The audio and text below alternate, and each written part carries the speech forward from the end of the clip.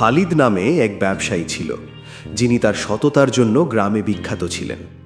তার দোকানে সবাই ভরসা করে কেনাকাটা করত।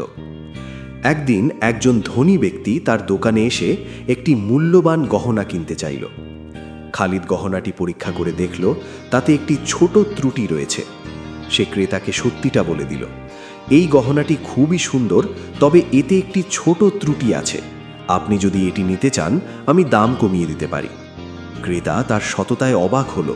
সে বলল, আমি অনেক দোকানে গিয়েছি, কিন্তু কেউ আমাকে এমন সত্য কথা বলেনি। তুমি সত্যি একজন সৎ ব্যক্তি। আমি এই গহনা কিনব এবং আমার পরিবারের সব কেনাকাটা এখন থেকে তোমার দোকান থেকে হবে। খালিদের সততার কারণে তার দোকানে গ্রাহক বাড়তে লাগলো এবং তার ব্যবসা দিন দিন সমৃদ্ধ হলো।